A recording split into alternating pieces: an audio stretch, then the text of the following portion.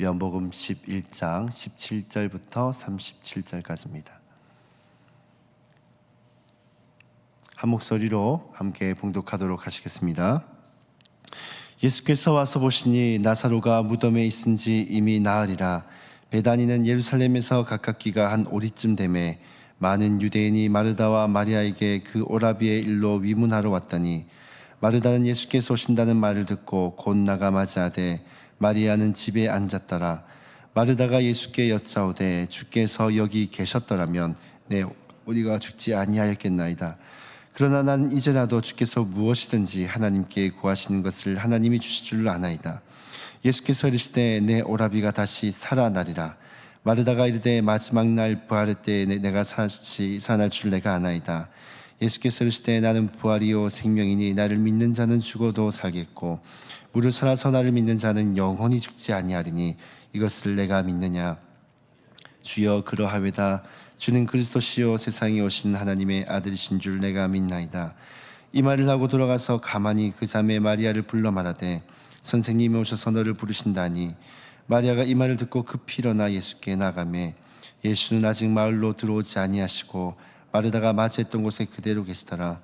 마리아와 함께 집에 있어 위로하던 유대인들은 그가 급히 일어나 나가는 것을 보고 곡하러 무덤에 가는 줄로 생각하고 따라가더니 마리아가 예수 계신 곳을 가서 배웠고 그 발 아래 엎드려 이르되 주께서 여기 계셨더라면 내 오라버니가 죽지 아니하였겠나이다 하더라. 예수께서 그가 우는 것과 또 함께 유대인들이 우는 것을 보시고 심령에 비통히 여기시고 불쌍히 여기사 이르시되 그를 어디 두었느냐. 이르되 주여 와서 보옵소서 하니 예수께서 눈물을 흘리시더라. 이에 유대인들이 말하되 보라 그를 얼마나 사랑하셨는가 하며 그 중에 어떤 이를 말하되 맹인이 눈을 뜨게 한 이 사람이 그 사람은 죽지 않게 할 수 없었더냐 하더라. 아멘. 오늘 보면 17절을 보시면 예수께서 와서 보시니 나사로가 무덤에 있은지 이미 나으리라는 말씀으로 시작이 되어집니다. 무덤이 있은지 이미 나흘이 지났다라는 이 말은 이 현재의 상황이 매우 절망적인 상황임을 보여주는 대목입니다. 요한이 이를 의도적으로 나흘이라는 이 시간을 기록을 했는데요. 왜냐하면 당시 유대인들이 가지고 있던 정통적인 관념에는 사람이 죽으면 그 사람의 영혼이 사흘 동안을 그 사람의 육체에 머물고 있다라고 생각했습니다. 근데 이 사흘이 지나고 이제 나흘이 되면은 이 영혼이 이제 육체를 떠나서 이제 완전한 죽음에 이르게 된다라고 보는 것이었죠. 즉 지금 이 나흘이라는 시간은 이제 영혼이 완전히 떠나서 이제 다시금 회생이 완전히 불가능한 그런 상태라는 것을 이제 보여주고 있는 것입니다. 그렇게 매우 이런 상황들이 절망적인 것이죠. 그리고 이어서 18절을 보시면 이 베다니는 예루살렘에서 가깝기가 한 오리쯤 되매라고 말씀을 합니다. 예수님께서 계셨던 예루살렘과 나사로가 있었던 이 베다니와의 거리는 이 한 오리라고 되어 있는데 정확히는 한 2.8km, 많게는 한 3km 정도 되는 거리입니다. 이 정도 거리는 우리가 빠른 걸음으로 걸으면 30분이면 도착을 하고 또 조금 평균적인 속도로 걸으면 한 45분, 많이 늦어도 1시간 정도면 도착을 할 수 있는 그러한 거리입니다. 마르다는 나사로가 죽을 병에 걸려 생사가 오가고 있던 중에 급하게 예수님이 계신 예루살렘으로 사람들을 보내게 되었습니다. 마르다는 왜 예수님을 찾았을까요? 예수님만 계시면 아무리 죽을 병이라도 예수님께서 고쳐주실 수 있다는 그 믿음이 이 마르다에게 있었기 때문입니다. 그런데 어떻게 되었습니까? 넉넉 잡아 한 45분, 1시간 정도 되는 거리에 있던 예수님께서 즉시로 오기는커녕 하루가 지나고 또 이틀이 지나고 나사로가 죽은 지 나흘이 되어서야 이 베다니에 도착을 하신 것입니다. 어찌 보면 매우 늦은 시간에 도착을 하신 것이죠. 이 21절을 보시면 마르다가 어떻게 고백합니까? 주께서 여기 계셨더라면 내 오라버니가 죽지 아니하였겠나이다. 마르다의 이러한 믿음은 분명히 대단한 것입니다. 예수님만 계셨더라면 예수님께서는 그 어떤 질병도 고칠 수 있는 분이시다, 이런 것을 고백하고 있는 것인데 그런데 한편으로는 이 마르다의 믿음에는 문제점들이 있습니다. 어떤 문제인가 하면 이 주님에 대해서 자신이 어떤 한계를 설정해 두고 예수님을 믿고 있는 것이죠. 어떤 한계인가 하면요, 이 마르다가 예수님을 모시러 사람을 보낸 이유가 무엇이었습니까?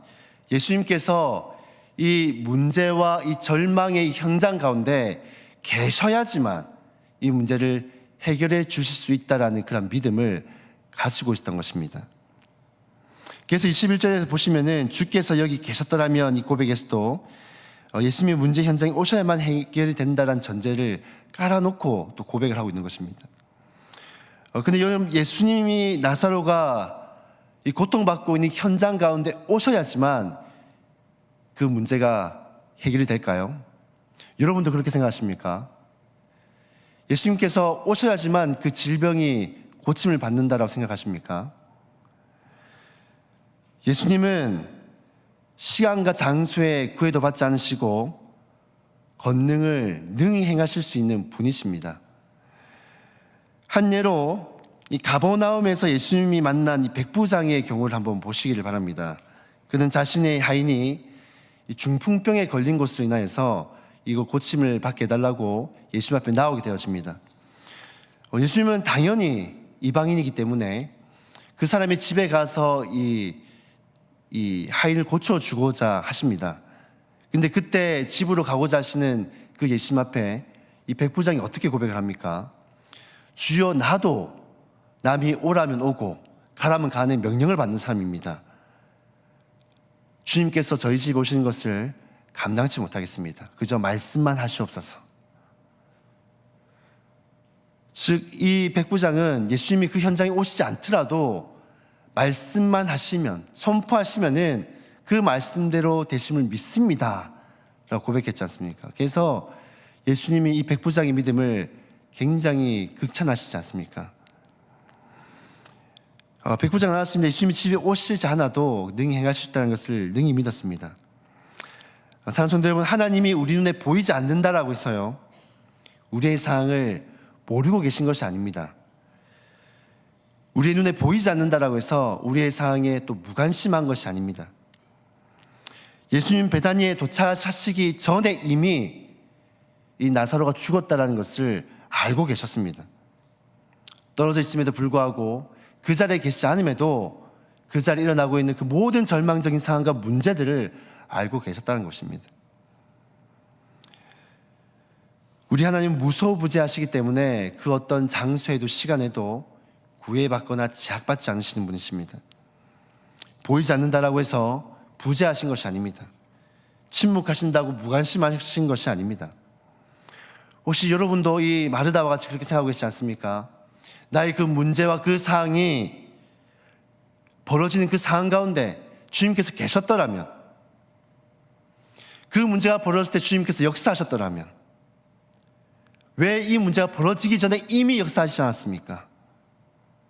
그때 도와주셨더라면 괜찮았을 텐데요. 이 문제 이미 발생하기 전에 도와주시면 안 됩니까? 그렇게 고백하고 계시지 않습니까? 하나님에게는 늦은 때가 없습니다. 하나님은 가장 좋은 하나님의 때에 역사하십니다. 그리고 보이지 않아도 하나님 우리의 모든 상황과 현장들을 알고 계십니다. 또 우리를 주목하고 계십니다. 그리고 능히 역사하실 수 있는 분이십니다. 우린 그 사실 잊지 마시길 바랍니다. 하나님 이미 늦었습니다. 왜 그때 안 하시고 이제 하려고 하십니까? 이제 오셨습니까? 아무것도 안 됩니다. 그렇게 포기하고 하나님의 한계를 이거를 제한하는 것이 아니라 하나님은 그 어떠한 상황 가운데서도 역사하시는 분이다.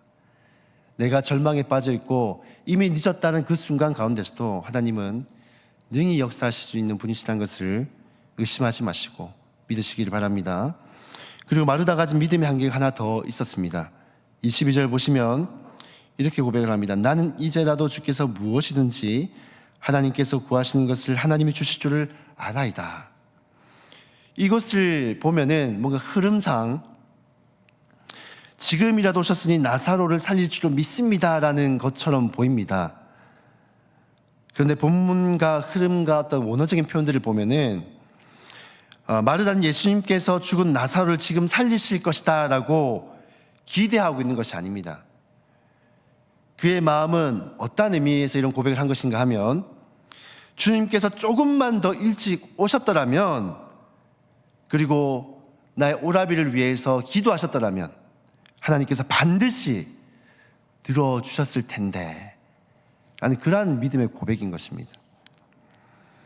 즉 예수님이 무엇이든 구하면 하나님 응답하신다라는 것을 믿었지만은 이미 죽은 자를 지금 살리실 수 있다는 그 믿음까지는 나아가지 못한 것입니다. 그래서 예수님께서 23절에 이렇게 말씀하십니다. 내 오라비가 다시 살아나리라. 근데 마르다는 여전히 예수님의 말씀을 현재의 능력으로 받아들이지 못합니다. 그래서 24절에 보시면 마지막 날 부활의 때에 다시 살아날 줄을 내가 아나이다. 이 말은 사실은 틀린 말은 아닙니다. 당시 경건한 유대인들은 이 종말의 부활을 믿었습니다. 마르다는 부활 신앙의 이 정통을 믿은 사람이고 또 이 교리를 알고 있던 사람입니다. 근데 문제는 무엇인가 하면 이 부활을 미래의 사건으로만 제한해 놓고 있다는 것입니다. 그녀의 지식은 분명히 옳은 것이었지만은 그 지식이 오히려 예수님의 그 능력을, 이 현재적인 능력을 가두어 두고 있는 것입니다. 이 마지막 날 부활을 일으키시는 그 주체가 누구십니까? 또 마지막 날이 부활의 날에 생명을 주시는 그 주체가 누구십니까? 바로 지금 마르다 앞에 있는 예수님이십니다. 그래서 예수님이 25절 26절에서 이렇게 선언하십니다. 나는 부활이요 생명이, 나를 믿는 자는 죽어서도 살겠고 무릇 살아서 나를 믿는 자는 영원히 죽지 아니하리라. 이것을 내가 믿느냐. 부활을 아는 것은 중요하지만 그 부활의 때에 이 부활을 주신 주체가 누구신지, 그 생명을 주신 주체가 누구신지, 이것을 아는 것이 훨씬 더 중요합니다. 이걸 지식적으로 하는 것도 중요하지만 그 부활을 주신 그 하나님의 능력을 믿는 것, 그것을 미래적으로 믿는 것이 아니라 현재의 나의 삶 가운데 일으키실 그 능력을 믿는 것이 훨씬 더 이것이 중요합니다. 이 말씀을 듣는 순간 마르다는요, 자신이 가지고 있던 그 지식적인 한계, 그리고 어떤 신앙적인 한계, 그 믿음의 한계, 이 모든 것들이 깨어져서 다시금 하나님이 누구신지를, 예수님이 누구신지를 다시금 명확하게 깨닫고 그 예수님 앞에 바른 고백을 하게 되었습니다. 27절 보시면 이렇게 고백을 합니다. 주는 그리스도시요 세상에 오신 하나님의 아들이신 줄 내가 믿나이다. 이 고백은 예수님이 하나님이십니다. 불가능한 것이 없으신 분이십니다. 라고 다시금 바르게 고백하고 있는 것입니다. 예수님이 이 자리에 오셨더라면이 아니라 무엇이든 하실 수 있는 분이십니다. 하나님이십니다. 우리의 구원자십니다. 메시아십니다. 라고 바르게 고백하고 있는 것입니다. 이 마르다는 단순히 이제 미래의 부활을 믿는 사람에서 부활이신 예수님을 믿는 그러한 성숙한 믿음의 단계로 나아가는 그런 은혜가 임하게 되었습니다. 사랑하는 성도 여러분, 우리도 마르다처럼 믿음의 한계를 만들어 놓고 하나님을 믿고 있지 않습니까? 이 정도는 하나님이 하실 수 있지만은 이미 늦었습니다. 이미 늦어서 어떻게 할 수 없습니다. 주님도 어떻게 하실 수 없습니다. 이 상은 이미 끝이 났습니다. 우린 하나님의 능력을 믿는다라고 말하면서도 어느 정도 선을 그어놓고 그 안에서 하나님께서 행하실 것들을 기대합니다. 그런데 우리가 믿는 주님은 시간과 공간의 제약도 받지 않으시고 또 상황에도 묶이지 않으시고 그 죽음조차도 제한받지 않으시는 분이십니다. 그분은 병든 자를 고치실 뿐 아니라 죽은 자도 능히 살리시는 분이십니다. 교리로만 아닌 예수님이 아니라 지금 내 현실 속에서 역사하시는 그 예수님을 믿으시기를 바랍니다. 지식적으로 아는 하나님이 아니라 내 삶 가운데 역사하시는 그 하나님으로 믿어지시기를 주님의 이름으로 축복합니다. 그래서 주님께서 오늘도 우리 가운데 동일하게 묻으십니다. 이것을 내가 믿느냐? 우리의 삶이 이미 끝났다라고 포기하고 있는 그 절망적인 그 순간 가운데 주님은 여전히 우리 가운데 믿으십니다. 이것을 내가 믿느냐? 지식의 한계를 넘어서 이 경험의 한계를 넘어서 상황의 한계를 넘어서 부활이요 생명이신 예수님을 지금 이 자리에서 나의 모든 삶의 현장에서 그 문제의 한가운데서 믿으시기를 주님의 이름으로 축복합니다. 우리가 말씀을 기억하시면서 함께 기도하며 나아갔으면 좋겠습니다. 절망과 한계 속에서도 지금 살아 역사하시는 주님을 믿음으로 붙들게 하여 주시옵소서. 이 시간 말씀을 붙들시고 기도하시고 주어진 기도 제목대로 함께 기도하신 후에 자유롭게 돌아가도록 하시겠습니다. 기도하시겠습니다.